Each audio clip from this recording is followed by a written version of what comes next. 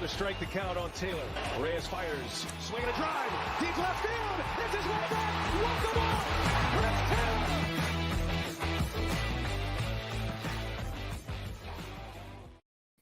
What's up, everybody? Welcome into DodgerHeads, presented by DodgerBlue.com. My name is Jeff Spiegel, joined by Matt Moreno, joined by Daniel Starkand, and a lot to get to, guys. We appreciate everybody joining us via the live chat. We appreciate those that are going to be listening to this after the fact. Hopefully we don't have technical difficulties. It feels like things are looking a little wonky on my end, but so far I think we're doing okay. Let's get right into it. We're going to get to our free agent plans. We see we've got a super comment there, so we appreciate that. We're going to get to that shortly. Scott, thank you for that. But Matt, Daniel, winter meetings are underway. Things are starting to get moving. Some of the big names coming off the board. Matt, I'll start with you. Like, are you surprised at how quickly things are moving? Not really. I think we kind of saw things, at least expectations, were trending in this direction. There were signs pointing to, hey, players are going to start deciding on their futures and contracts and this and that. And I think, it sort of began with Chris Martin. There was the report that he's close to signing. And then sure enough, I think one day later, he ended up going to the Red Sox. And I think with Trea Turner in particular, I expected him to be one of the guys that would come off the board early, sort of to not take his money and run, but kind of get the position. I think as much as he downplayed the East Coast factor, I think it very much was something he took into consideration. And so the right situation popped up and he jumped on it. Yeah. Daniel, 11 years, $300 million, the numbers for Trea Turner today.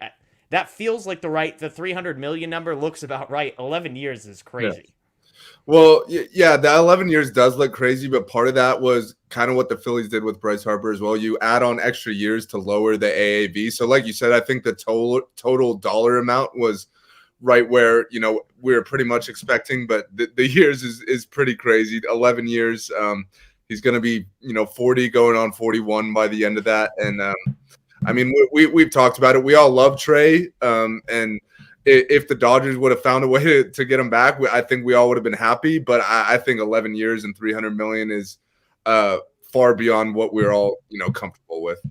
Matt, you were, I think, of this group, the high person on Trea Turner and sort of his free agency. If you knew this was the contract, 11 for 300, would you have passed like the Dodgers did? Oh, 100%. I think you saw, my days are off. Today's Monday, right? Monday night, Andrew Friedman was speaking at, from the winter meeting saying Trea Turner came in like he knew where he was at. He knew where we were at, and that was kind of it. And so I think, absolutely, like at 11 years, like there's no way. And we saw, the report from Juan Toribio from MLB.com, the Dodgers beat writer. He said that the Dodgers were reluctant or hesitant, however he phrased it, to go to like 8 years and $250 million. So yeah, there was no way they were going to do what he ended up getting from the Phillies. Now, Daniel, we know there's a few shortstops that are still out there. We're going to get to some of them. Do you think Trea Turner, do you think $300 million is the biggest contract handed out to a shortstop, or do you think Correa could top it?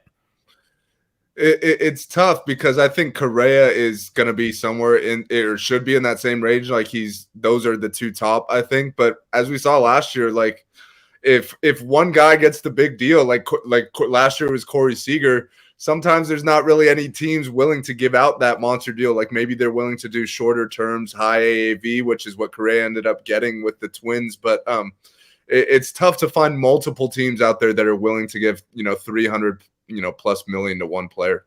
Yeah, I'm with you. I'd be surprised. I think Correa will get the highest AAV of any of the shortstops. But that could very well be on like an 8-year deal, even though he's younger than Trea Turner, which is interesting. But he could end up with like 8 years and $280 million or something like that, get a higher AAV, but less over the length of the contract. A couple other big moves that have happened over the last week are at the starting pitching market. Jacob deGrom, a huge deal with Texas, and then Justin Verlander, a 2-year deal, $86 million, I believe, was the number on a deal with the Mets.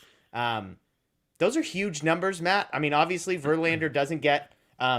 I saw. Did Verlander stick with 2? Is that where we landed with Verlander, or was there like there's an option, a vesting option, which I think is what, like a mutual type option, or so it'll become a player option if he throws, I think, either 140 innings or 150 innings in 2024. Okay, got it. Yeah, so it could be a 3rd year, but basically the bottom line is this is a guy who's going to be making $43 million for 2 years.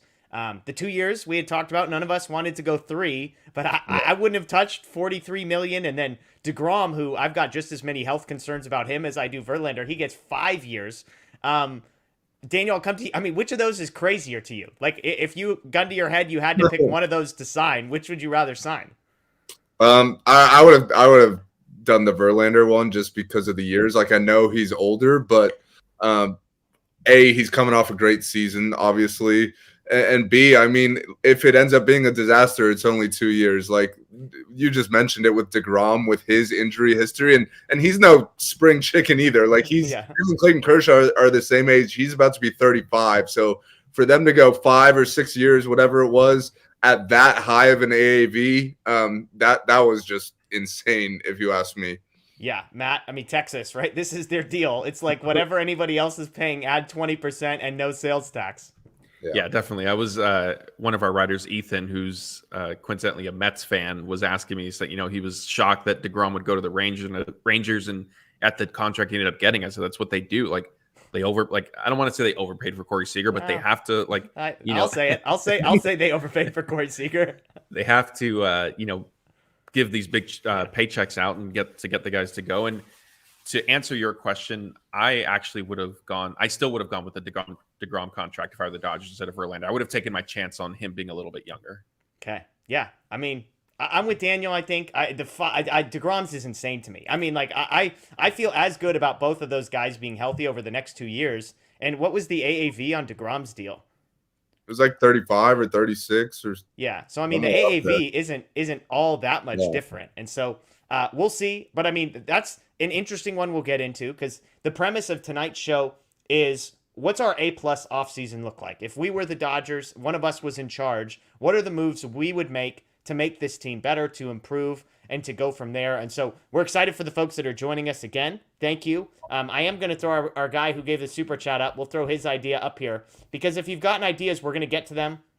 We're going to throw them up on the screen. Here we go. Scott. So Scott's plan is Correa for $33 million, Kershaw for $20 million, Justin Turner for $10 million. That he says that resets the luxury tax, which is right. They've got $65 million. That was prior to the $20 million for Kershaw. So he's adding Correa at $33 million, Justin Turner at $10 million. So Scott, we appreciate the super comment. If other folks want to throw those in there, that does us a great deal of help and supports us. But we'll get into if any of us have Correa or Justin Turner on our offseason plan. Obviously, Kershaw is on all of ours because that news becomes official. Let's get to that real quick. $20 million, Daniel. I mean, I was thinking it might come in around 17, but look, you're never going to hear me complaining about any contract that ends with Clayton Kershaw on the Dodgers. For sure. And I mean, we just talked about these mammoth, contracts being out. Like, if you look at the production, Clayton Kershaw has been pretty much on par with all those guys. And it's like, I get that Clayton Kershaw has his injury history, but we just talked about those guys having, the same problems as well. So for them to get Kershaw for half the price as Verlander and DeGrom and only 1 year, to me, I think that's a great deal for both parties. And like you said, just happy to have Kersh back for at least 1 more year. Matt, you were kind of paying attention when Kershaw spoke a little bit about the deal. Anything that he said in particular that jumped out at you?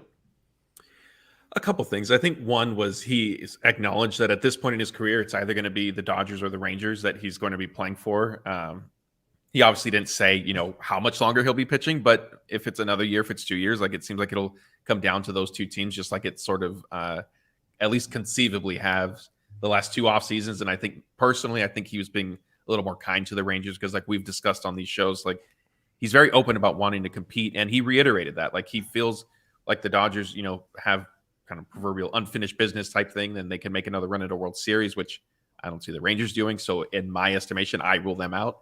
The other thing he said is he's comfortable. I mean, he did kind of joke like maybe he should have held out to get a multi-year contract after, what Verlander and some of these other pitchers were getting, but he seems to be fully comfortable just going, 1 year at a time. And he said, I want to be able to pick my team and then, we work out the contract after that.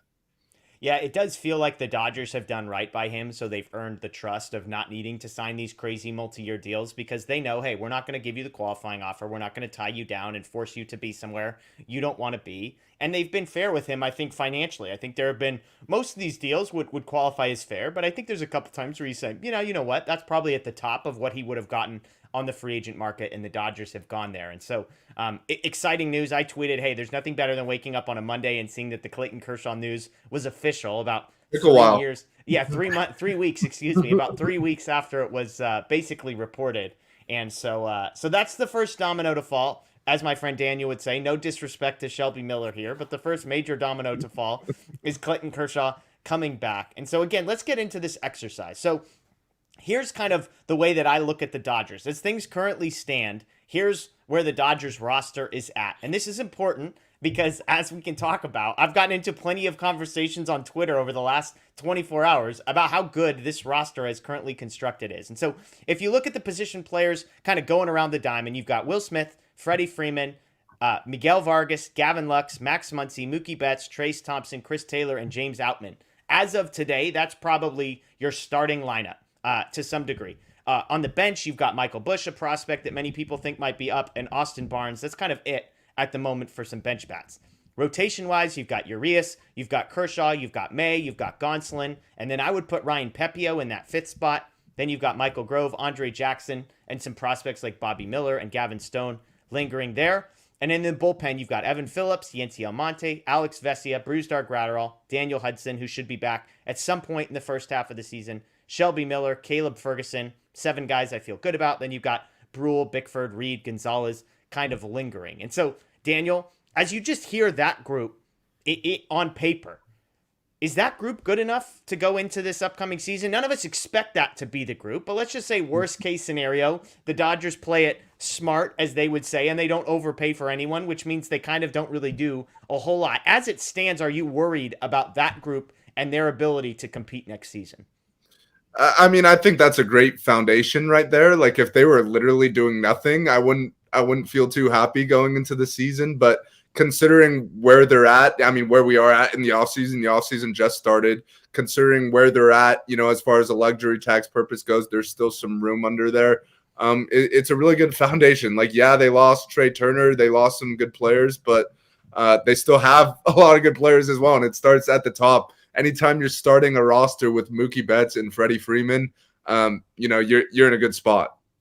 And Will Smith. Come on. Well, yeah. What are we doing here, Daniel? We're going to include that. We're going to do the superstar tier. I mean, get the superstars in there. Jeez Louise, Matt. What's wrong with this guy?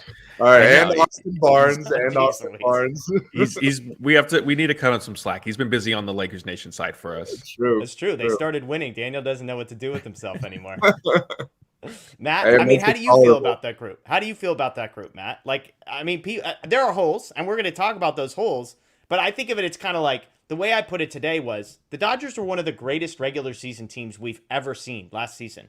And so, yes, Tyler Anderson, Trea Turner, those types of guys moving on, Justin Turner, obviously is not ideal. Let's remember on one hand that they've got prospects coming up like Miguel Vargas, who we think can fill some of these holes. And let's also not forget that even if this team gets 10% worse, 15% worse than they were last year, that's a 100-win team still on paper. And so, yes, this team could be even quote-unquote dramatically worse than last year and still the favorite in the NL West, right? Yeah, I think a lot of things can be true about the situation. I think, if the Dodgers basically were to stand pat for whatever reason, they absolutely still have talent and would be, like you said, the favorites in the NL West.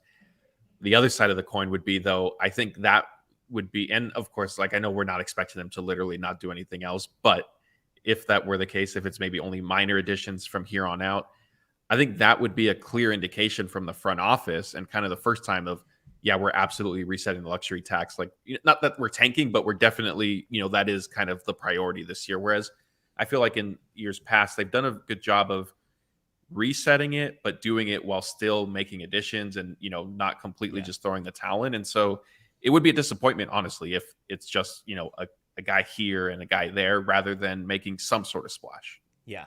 Well, we all think the Dodgers are going to do something. So let's dive into this. The way I see it, there's kind of 3 key needs, and you are welcome at some point during your turns to add to this list. But obviously, shortstop, I would say, is potentially a need if you're following Andrew Friedman's comments from the winter meetings. He said Gavin Lux at shortstop is something they are comfortable with, and yet also saying they are monitoring the free agent status of some of the shortstops out there. So shortstop, I would say, is a need.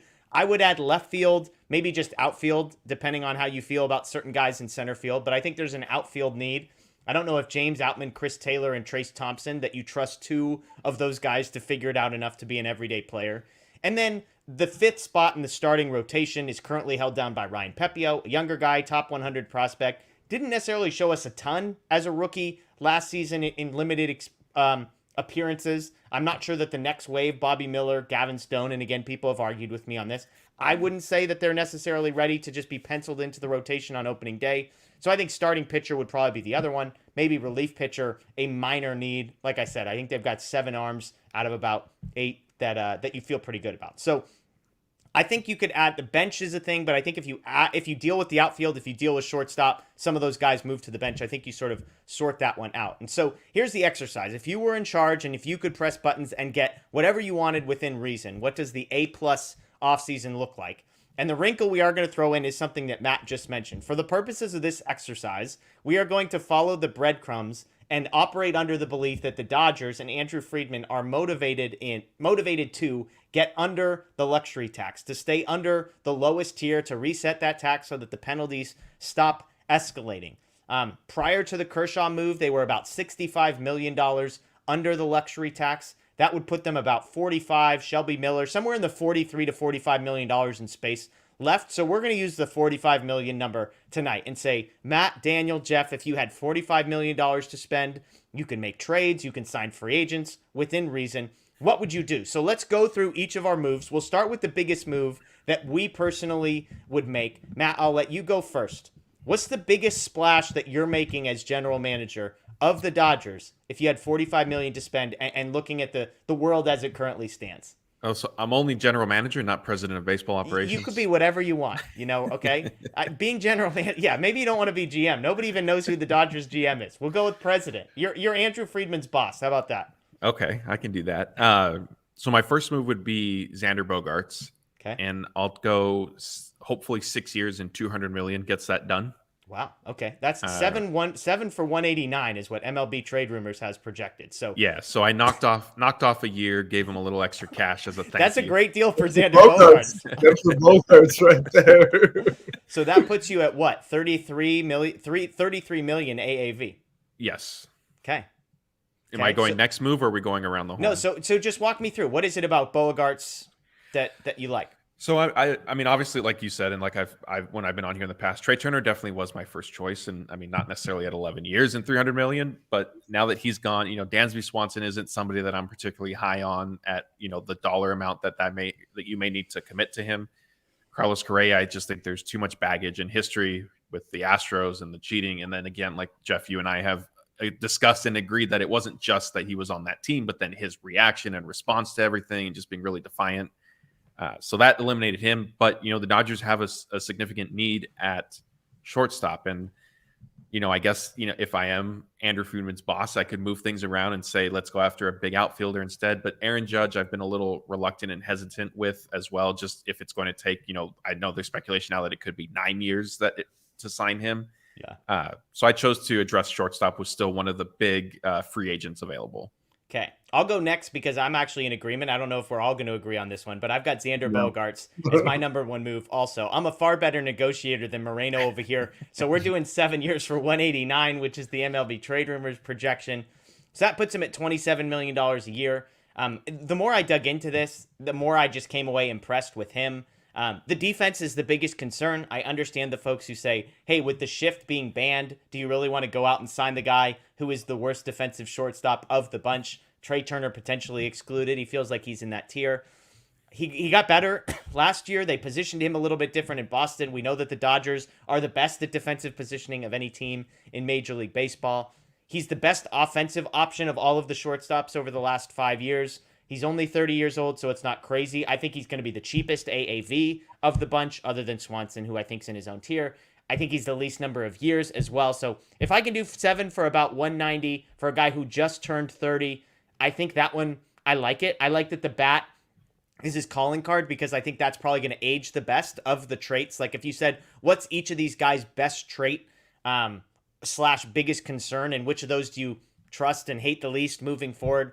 I think Beauregard's bat and his health make me feel the best about signing him to a long-term deal. So I'm going 7 for 190, 27 mil a year. That gives me about 18 million bucks left to work with, but that's the biggest move I'm making. Daniel, you shook your head, so you're not in the Xander Bogaerts game. Are you going Carlos Correa? What are we doing over there? I'm not in the game for any of those big shortstops just because in this exercise, like we're trying to stay below the luxury tax. So we do not just have infinite money to spend here. And I think you broke it down pretty well at the beginning. Like I think the Dodgers have multiple needs. Like they need more than just a shortstop. So for me, I think it made more sense to kind of split up the 45 million and address a few needs as opposed to giving, more than half of it to just one guy, even though I like Bogaerts as a player.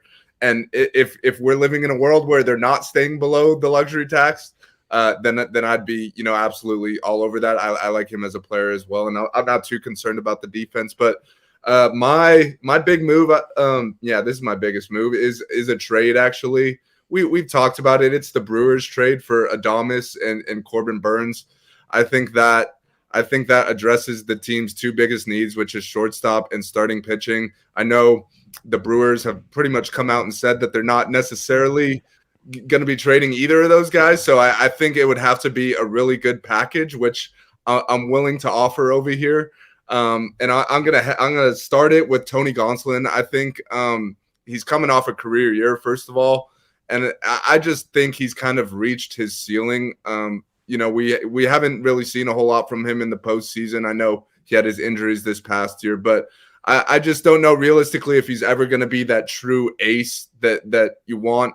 But I do think he fits, pretty well with the Brewers. He's going into his first year of arbitration, so they're going to get him for 3 years, pretty cheap. He's a kind of a guy who could, be whatever role you need, which I think is very Brewers. So I think you'd be I'm going off MLB Trade Rumors projection sheet here.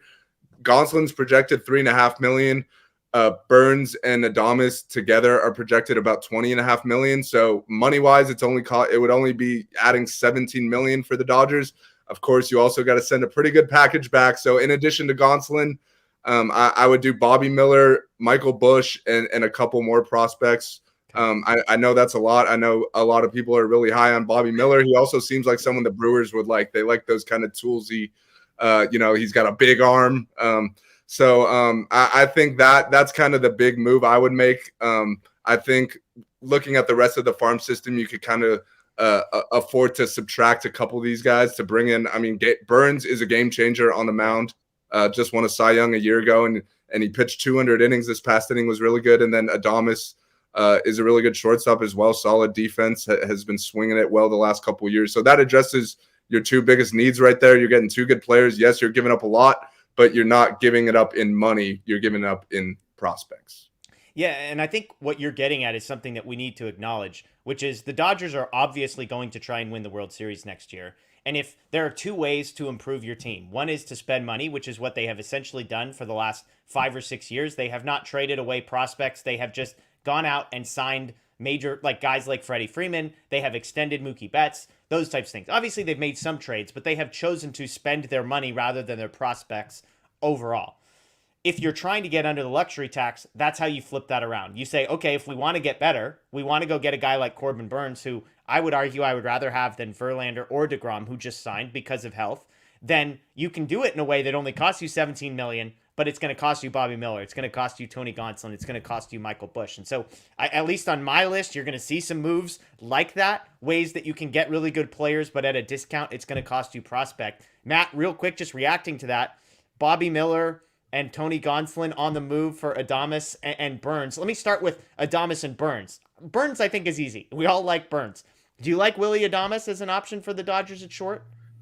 I mean, I like it enough if you're getting Corbin Burns. It's Yeah. like it works. I was just waiting for the chat to blow up as soon as Daniel said Bobby Miller, and sure enough, it delivered. Hey, You got to give up to get something. It's true. I definitely get the line of thinking. I don't know if I would do Bobby Miller. I might try it, like, even if it took an additional lower level pitching prospect, like do that, swap somebody out for Bobby Miller and add on maybe another pitching prospect to see if it would get it done.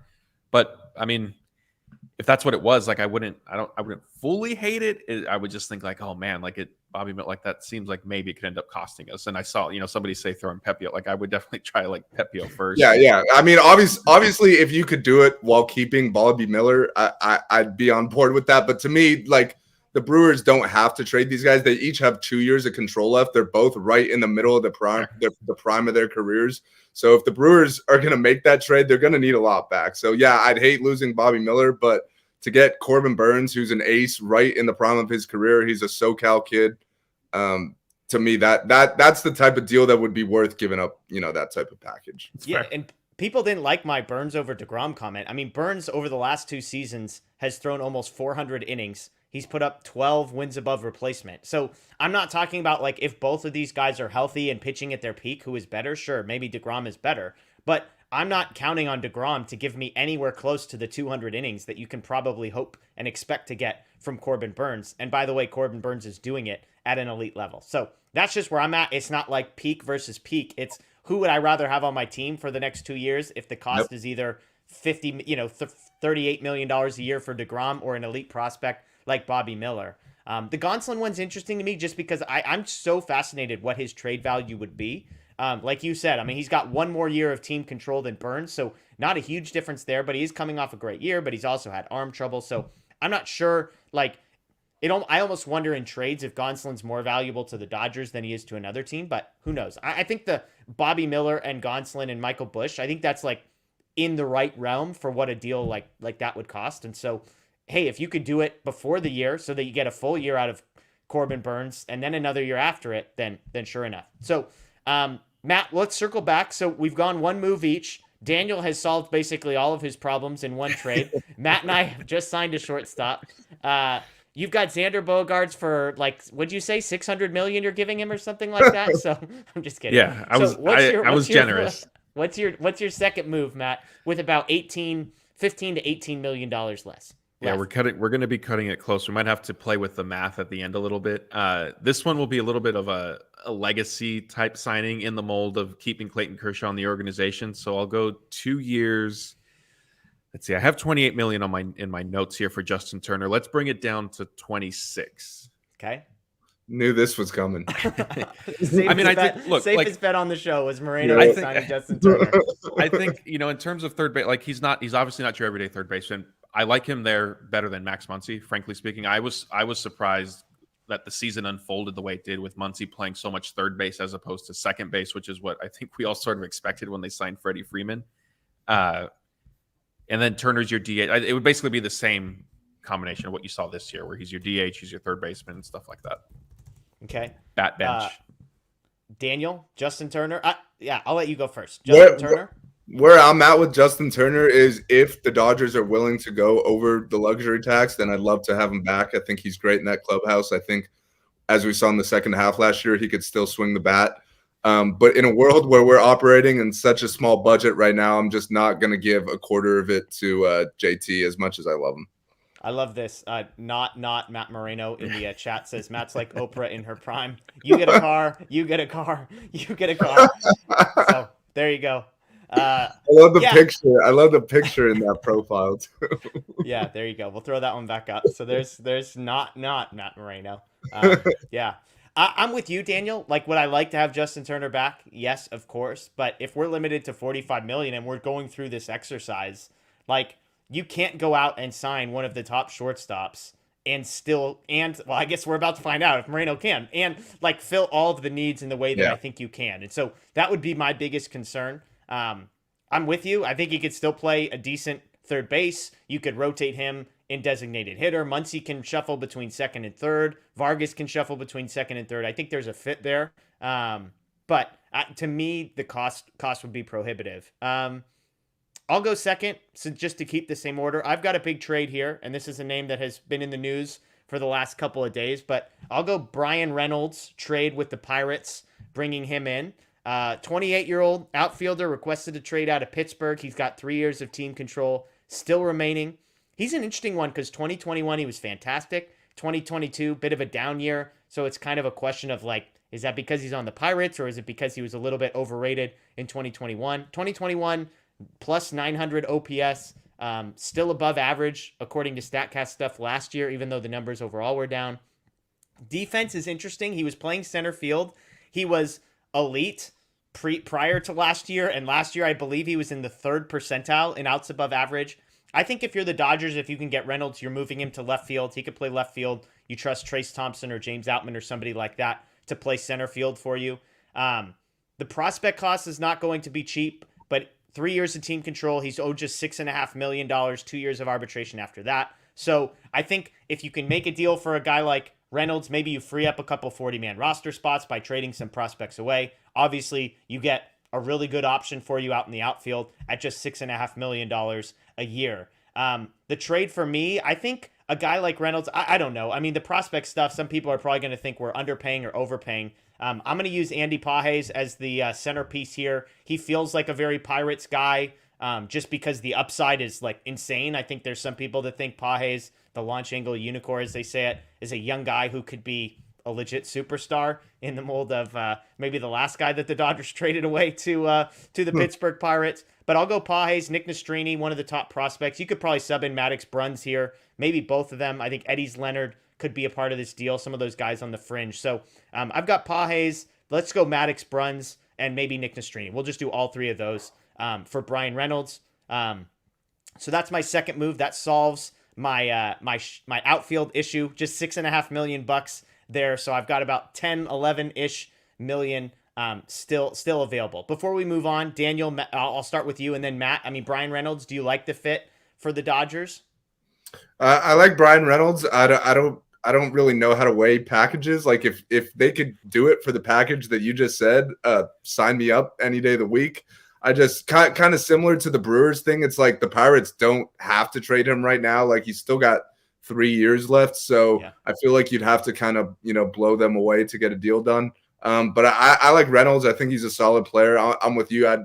I'd put him in left instead of center. But yeah, I think he's a really good player. He would help, he'd bring in, I think he's a switch hitter if I'm not mistaken. Yeah. So that, that always helps. And yeah, he's young and 3 years of control. You like that, obviously. Matt, any thoughts on that trade before we move on to Daniel's third move? No, I mean, I'll echo a lot of what he said. I think I like the Brian Reynolds trade if he's going to be playing left field. His stats in center field concern me, and I think that would be a strange move for the Dodgers, who I think clearly value defense and have been used to, pretty steady glove out there, to then put Brian Reynolds, unless they picked up something and they said, look, it's this one specific thing that we're going to change, and then he'll be fixed. Yeah. Matt, do you buy into like this guy was on the Pirates, change of scenery, winning culture, that maybe you have a little bit more optimism about him returning to the 2021 performance we saw? I think that could work, but I would also argue, like, what if it goes the other way, right? Where you come to the Dodgers, like if you're arguably their quote unquote marquee trade or addition of the offseason, and then, you're coming to a big market where it's not just playoff expectations, but World Series expectations, then I think it could kind of backfire. Yeah, I mean, I frankly don't. I haven't seen enough of Brian Reynolds to like really say which way it would go for him, but it could work. Okay, Daniel, move number 3 for you. So you've got, move number 2 for you. So you've got the big Burns and Adames move in your number 1 spot. What's the follow up move to that? So yeah, and that only took up 17 million. So I actually have like still a decent amount to spend here. I'm also on the outfield train with you guys right now, though. I'm gonna go out and get Mitch Haniger. For a 3-year deal for $13 million a year. I'm pretty sure that's right around what he's projected to get.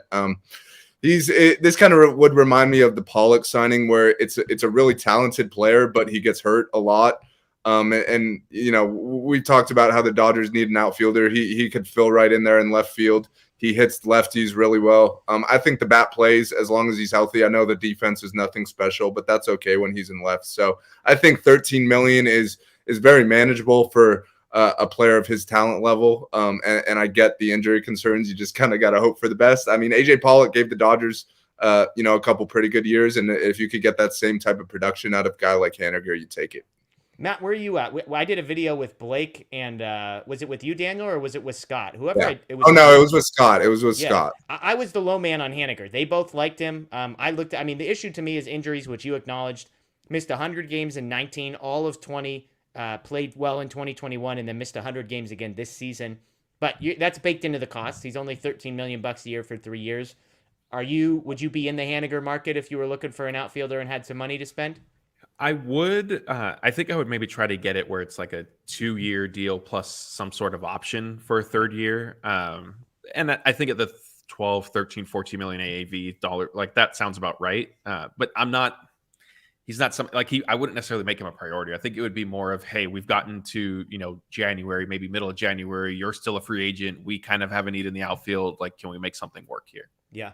Yeah. All right. So Daniel solved all his needs. He's got a whole nother move and a bunch of money left to spend. You've still got $25 million left to spend over there, Daniel. So I did, but I will say I subtracted Tony Gonsolin for the rotation, so that kind of created another need. But yes, I think I'm doing pretty well so far. I think I smell where that one might be headed when I connect some dots there, and I'm not complaining about it. Okay, Matt, you've got the least amount of money of the bunch of us left.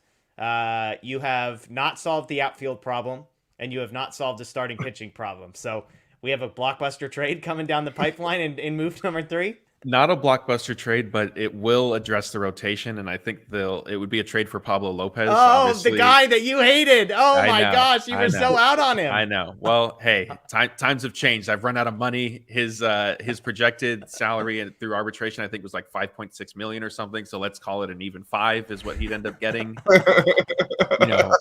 Maybe Michael Busch type package going back to Miami. I'm not good at evaluating what prospects teams would want or not want, and so however that works out, it works out. Yeah, keeps me under the luxury tax, and I've addressed my starting rotation. The outfield, we have enough depth. We'll figure it out through a trade during this season. Yeah, I do think Michael Busch was the guy that I thought made sense. Maybe not as a standalone centerpiece, but the Marlins are looking for major league level hitting. Busch feels like a guy who's going to hit. It's just a matter of where he plays defensively. Lopez coming back. He's not on my list. He's sort of option like C on my move number 3, but I think it's probably Busch plus one of those pitching types that I mentioned. I don't think it's like a Bobby Miller or Gavin Stone type, but it's probably Nastrini, Bruns, one of those types of guys paired with Michael Busch, I think might get you close there. So, yeah, I mean, I was the high guy on Pablo Lopez at the deadline. Matt was poo-pooing all over me for my Pablo Lopez love, and he's come full circle. Daniel, are you a Pablo Lopez fan as a guy who would be a really good number 3? Or are you out?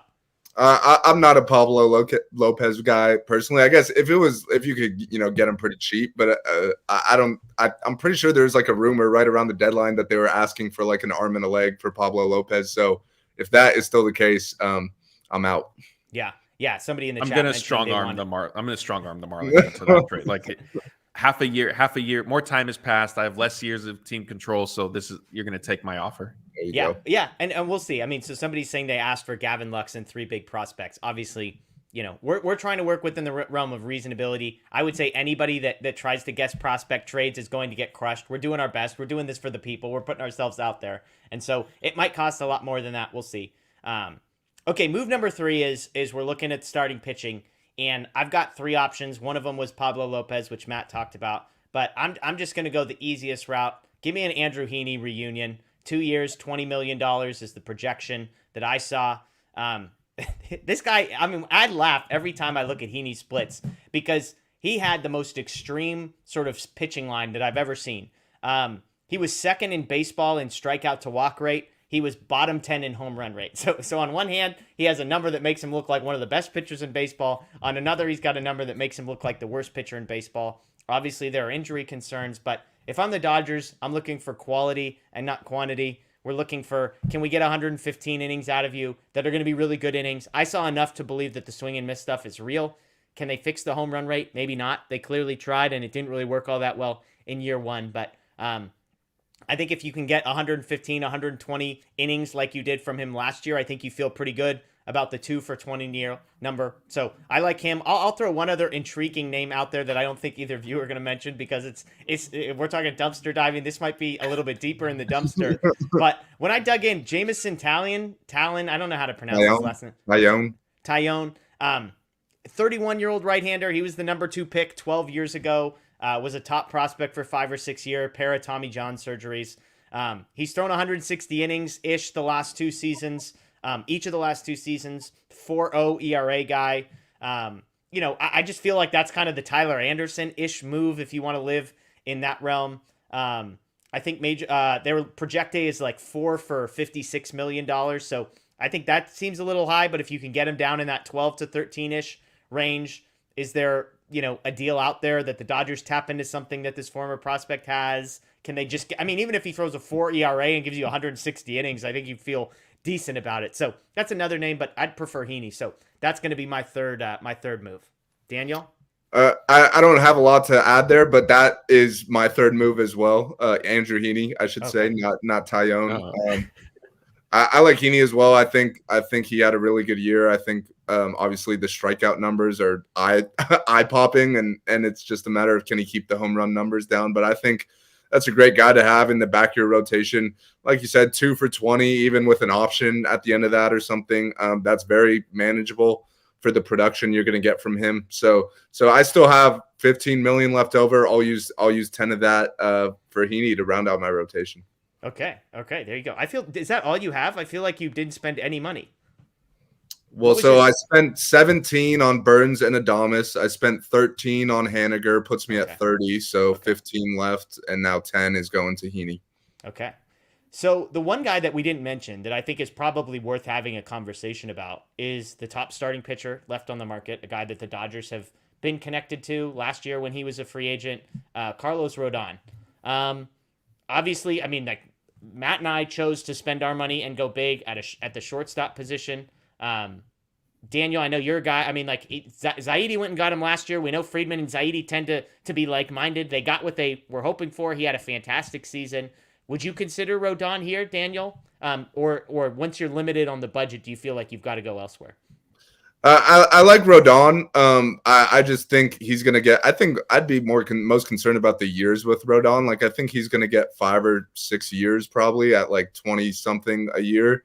And he's got, an extensive injury history of his own. I know he's been really good the last 2 years, but before that, he was battling to stay on the field pretty much every year. So I like him. I like the upside. Just to me, I'm not going to go, 5 years, 100-something million for that personally. Yeah. Matt, any other names or things that you sort of kick the tires on that maybe didn't make it onto your list? Not too much. Rodon was definitely one of them, but I got to the point, like Daniel said, where I just felt like realistically his market and what like that contract will end up looking like just wasn't going to be worth it. When I was putting different iterations together and doing the math, like I thought about maybe, I thought about skipping shortstop and just maybe getting, going a little bit more pitching focused, maybe even looking at AJ Pollock for a year to play left field. Maybe that frees up Chris Taylor to play a little bit of shortstop, move him around. But yeah, ultimately, there's so many different avenues. I felt like I needed to finally just nail down one. Yeah. And kind of to your point earlier, I wanted to kind of chime in. I like the Heaney interest, and I do agree with that. I think my concern this year, though, is I don't know if the Dodgers have the pitching depth to withstand the unfortunate presumed stint on the injured list that he'll potentially have. Yeah, and I think that's a fair point, and that's kind of the thing that's floating underneath the surface, and we'll get to some questions here if you want to start throwing them in the chat, is a lot of this is dependent upon who do you trust. There are a lot of wild cards that the Dodgers have. I would include Gavin Lux as a wild card. I would include James Outman as a wild card. Chris Taylor is a wild card. Trace Thompson is a wild card. And then on the pitching side, Pepio is a wild card. Grove is a wild card. Bobby Miller is a wild card. Gavin Stone is a wild card. Even Miguel Vargas, who a lot of us are just penciling in. Michael Busch. These are all wild cards. And so it's just a matter of like, what level of risk are you comfortable with? Part of the reason I wanted to spread my money and my moves out is so that in the outfield, I just need one of Chris Taylor, Trace Thompson, or James Outman to figure it out because I've got Brian Reynolds filling one of those holes. If I go out and get Xander Bogaerts, I'm not dependent upon Gavin Lux being competent defensively and also keeping up the offensive production, right? If I can go out and get Heaney, that, though, puts a little bit more pressure on, like you said.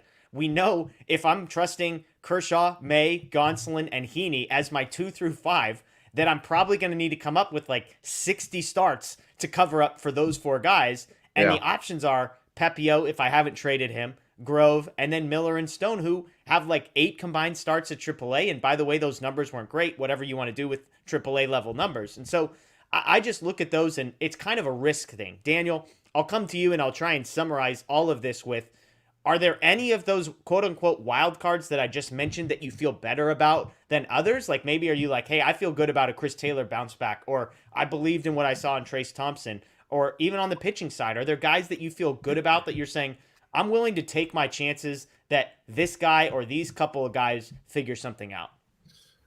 I mean, I'd say on the pitching side, I think Dustin May is going to have a really good year, and I know they're going to limit his innings, but I think he's a guy who, looking back at last year, like I know they got him back at the end, but for 80-90% of that season, they did not have Dustin May last year. So having him for hopefully a full season, if you could get 120, 130 really good innings out of him, I think that helps out your rotation a lot. And yeah, I mean, I'm a Chris Taylor believer. Like I know he had a rough year last year. I know the swing and miss numbers were eye popping, and that's something that's always been a struggle with his. But I still think he could give you solid production. As kind of your utility guy. He might be playing more center field this season if Cody's gone. He might be playing more shortstop for all we know if they don't go out and get anyone there. So I think just he provides value with his versatility, and I think he'll bounce back with the bat. Matt, any of those sort of quote unquote wild cards that you feel good about? I mean, I think the two that Daniel picked, I'll throw in Gavin Lux if they keep him at second base. I know that shortstop is his natural position, but I just feel like if he's getting moved back there, I don't necessarily foresee it going all that smoothly, and I think that could start to weigh on him. And then, we might see some regression at the plate, unfortunately, with that. Yeah, I mean, when I look at the outfield, like I think trying to get Taylor, Outman, or Thompson, I would feel good about one of those guys figuring it out, not 2 of them, and definitely not all 3 of them. I mean, Trace Thompson had a great year last year. I was advocating him him to be the everyday left fielder. But if you want to talk about Chris Taylor's swing and miss, go look at Trace Thompson's swing and miss because it's worse. Obviously, he made a lot more contact and a lot louder contact, and so the exit velocity stuff on Trace Thompson is really good. But we also have a much larger sample size of failure for Thompson and a larger sample size of success for Taylor. I like Outman. I think Outman can be a competent major league player. There is, like, he wasn't always a hitting prospect, but there were some tweaks to his swing. There's been some good stories about that, so maybe there's room for optimism, but I wouldn't bet a World Series team on James Outman offensively figuring out. I think he'll be fine defensively. And then Vargas seems to be the guy that everybody plugged in at the prospect level is like, this guy's going to figure it out. The offensive profile is gonna be there. Now, where does he play? Second base, third base, designated hitter. Hopefully not left field. That's what I'm crossing my fingers for. So I feel good about those guys. I think pitching is where I'm the most concerned. Again, people are just penciling Bobby Miller and Gavin Stone in, and it's not that I'm anti those guys. It's just that, like, from my estimation, best case scenario, we're talking about the All-Star break. And even then, if I'm the Dodgers, I don't know if I want to be banking on one of those 2 guys or even both of those guys figuring it out. Pepio, you could throw in the same mix. I think all those guys have a reasonably high ceiling. And then Michael Grove, Andre Jackson, those guys are just kind of like, they'll eat innings. Maybe Landon Knack is a prospect that makes that jump as well. And so I just think it'll be really interesting. I mean, I think it's fun to watch this team, to talk about this team, because there's going to be a lot more mystery. It's not like we're just penciling in the same 9 guys and the same 5 starting pitchers and saying, this is it, let's see how it happens. There's going to be a lot of, oh man, is Miguel Vargas going to make it work? Oh, James Outman is a bust or is not a bust or whatever. And so we'll see. It'll be interesting. Okay, 10 minutes to go. Let's get to some questions, some chats. If you want to throw in your ideas. I see some people talking about Aaron Judge. Matt, you mentioned him. Daniel, Aaron Judge. I mean, that's I guess the other big name. Too much money for you if you're staying under the $45 million? Well, that would be your only move pretty much. Yeah. So I think, if they're not staying below the luxury tax, I'd love it, but I just don't see it. I don't see it happening either way, first of all.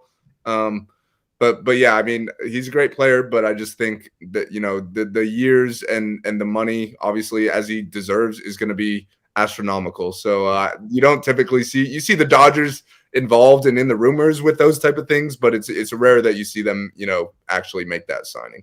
Yeah. Okay. Tom says, if Gavin isn't good enough for a shortstop, what's his future? Is it just second base for the next 3 years? What does that mean for Michael Busch? I feel like both could perform next year if given the trust and the opportunity. Matt, it sounds like, Andrew Friedman today during the winter meetings has said he thinks Gavin Lux can play shortstop. I have joked on here, not joked, said like I actually think there's a real chance that Gavin Lux is the shortstop, because if they do stay under this and they spend their money elsewhere, that's a very realistic thing. Where are you at on Lux? Do you think shortstop is in the cards, or do you think he's a career second baseman? I think shortstop is in his future, and I think it's going to be because the Dodgers just don't necessarily spend on free agency, or maybe find a suitable trade that they want to complete. But I worry about him kind of adjusting back to playing that position on a full time. I just don't know if the arm strength is there. I don't know if the accuracy is there to be able to do it.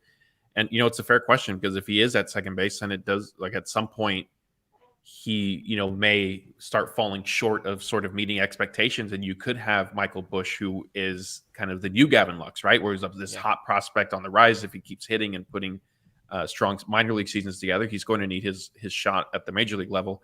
All of that being said, I don't see Busch cracking the majors with the Dodgers. Really, I think he will be used as a trade chip at some point. Yeah, and it's worth pointing out, Lux was a top 5 prospect in all of baseball. Busch is not even in the top 100 in some of these lists. He is in some places, or at least has been. Daniel Nando says Gavin Lux is Blake DeWitt 2.0. This feels a bit harsh to me. I feel like he's already produced better than Blake DeWitt ever did. Yeah. But I mean, I'd say I don't know the answer to the Lux question, but I'd say it's going to be answered by the end of this offseason. Like, if he's ever going to play shortstop for the Dodgers, it would be now. Like, if they don't make another move and let him play there, like if let's say they bring in another shortstop, especially one of these guys on a long-term deal, then obviously that door is closed. But if they bring in a shortstop and leave Lux at second base for another year, the odds of him moving back to short at that point are very low. So we'll see. There seems to be a lot of smoke right now that Lux, they're comfortable with Lux as their shortstop. I'm not quite sure I'm buying it, but hey, it's possible. Yeah, I mean, the thing with Lux is he almost got hurt by being such a great prospect that I think we should be able to appreciate what he did last season, because he was competent defensively and put up a really good offensive season prior to getting injured and missing some time towards the end.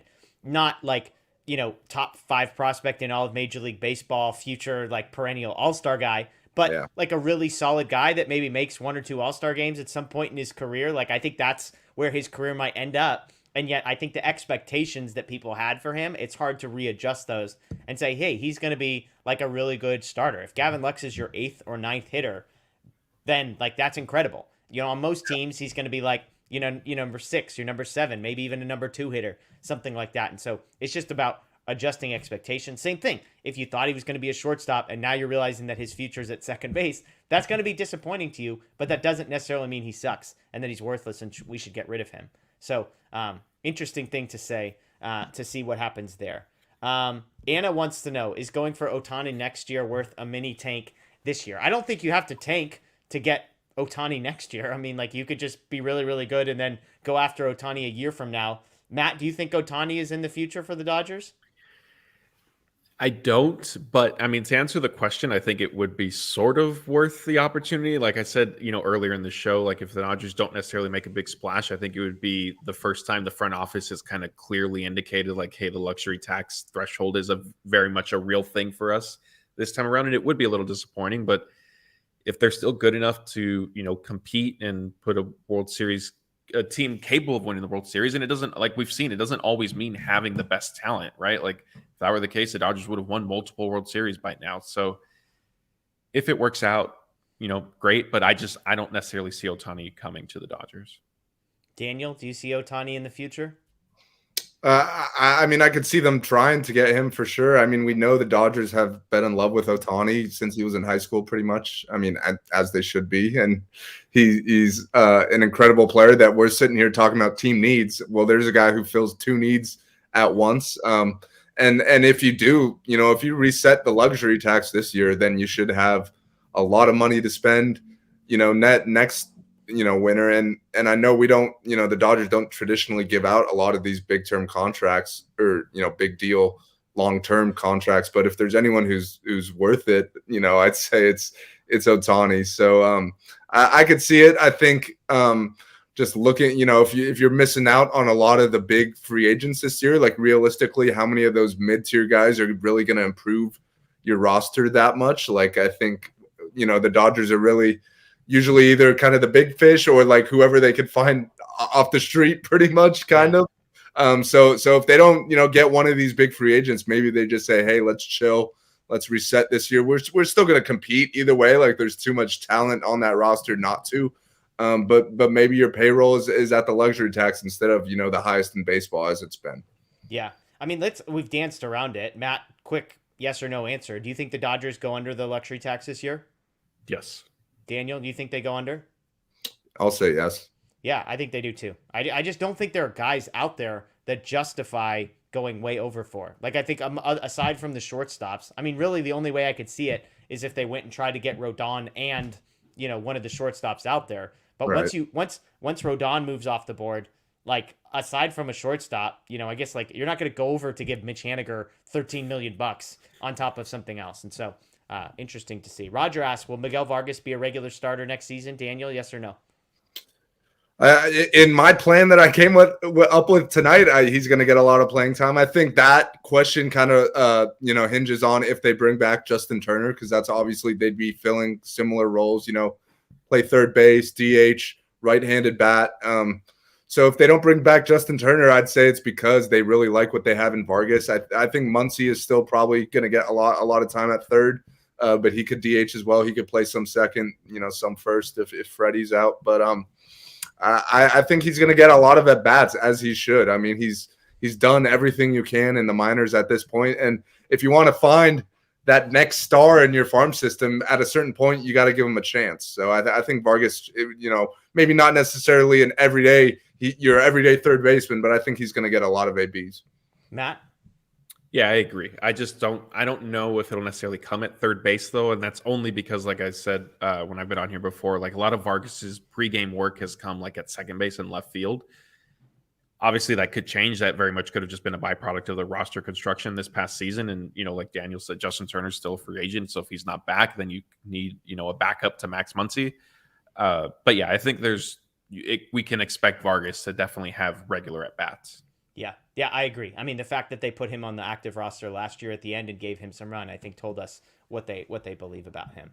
Let's get to this one. It might be our last one, but I thought this was interesting. LUFC, shout out to Leeds United, only says that the Giants will pivot to Correa if they don't land Judge. The Padres in Arizona supposedly interested in Bogarts. There's a chance both end up in the West and not with LA. Daniel, Correa to the Giants, does anything feel more perfect than that? I was just about to say, I don't know if it would be possible to hate any player more than if Correa goes to the Giants. Matt?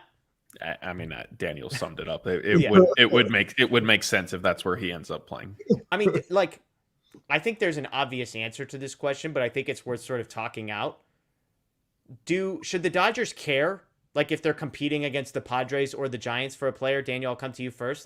Like if they feel like they have a strong sense that it's them versus the Giants for Aaron Judge, or them versus the Giants for Xander Bogaerts, like, should they care about that? Or should they say, this is our dollar number, this is our cap, this is what we're going to do, and if that means the Giants get him, then so be it? I'm going to say no, just because, like, let's say if they are, if you are competing for the big name guys like that, and let's say you get them and that other team doesn't, then that means that they're in the market for the big fish. So the next time a big fish comes up, you're going to have less resources to get that big fish because you paid the other one, whereas they're, going to have the resources there. So I think you should, pay attention to what you're doing, build the best club possible. But it's kind of like, it felt like the Dodgers went after Trea Turner and Max Scherzer more at the deadline because the Padres were interested. So they got those guys, but then the next year the Padres still have all their prospects and they go and get Juan Soto instead. So you could try and block them from getting that guy, but you're not going to block them from getting the next one. So I think that should be, number 10 on the list of things you factor in when making one of these big moves. So yeah. Matt, I'll give this one to you. THP says The Athletic just released in their Trea Turner article that the Padres offered him more money than he got with the Phillies. Trea Turner stock up? Yeah, I mean, I haven't had a chance to read that yet, so it's not necessarily surprising. I'll definitely say that I think that just further validates the sense that everybody kept saying, it seems like Trea just wants to get back to the East Coast, and I know he tried to kind of downplay it, and it understandably so, like a business decision, right? You can't rule out the West Coast completely when you're going into free agency, especially when you've been playing on a team like the Dodgers, who have shown a willingness to kind of sign players to big long-term contracts, but yeah, I mean that's not very surprising if that is the case. Yeah, it's bad for me who kept saying that the East Coast Trea Turner thing was full of crap, and if he took less money or something like that from the Padres, that would not help my cause. But hey, good for him. Maybe he doesn't want to go play for that dumpster fire, an organization that seems to ruin the guys that head over there. I don't know. Although Juan Soto's his buddy, so what happened to that? That doesn't help. Bryce Harper. Bryce Harper was first. Okay, so was Bryce Harper. Yeah. Fair enough. All right. Well, hey, everybody that joined us via live, we appreciate it. Those joining us, listening to the podcast, watching the YouTube video after the fact, thank you as well. We really appreciate it. Again, baseball, the winter meetings, the hot stove, things are starting to heat up. Some names have come off the board: Trea Turner, Justin Verlander, Jacob deGrom, but lots of options still out there, as we have discussed. Let us know in the comments below. If you had $45 million to spend, you could make trades as long as they are reasonable. Who are the guys that you would go target? I've got Xander Bogaerts, a trade for Brian Reynolds, and a reunion with Andrew Heaney. Matt has got Bogaerts as well. Your Justin Turner re-signing, and then your third option was your guy Pablo Lopez trade. That's right. How could I forget Pablo Lopez? Daniel's got a blockbuster for Corbin Burns and Willy Adames. Mitch Haniger coming over as a free agent, and Andrew Heaney returning as well to the Dodgers. So lots of different options. Let us know what you think below. Let us know who you think did the best. You can roast us for our prospect trades because, again, everybody's just guessing when it comes to that. Thank you for joining. Make sure you subscribe. Ring the notification bell here. Follow Matt. Follow Daniel. Follow myself on social media. We appreciate you joining us. As always, enjoy the rest of your night, and go Dodgers.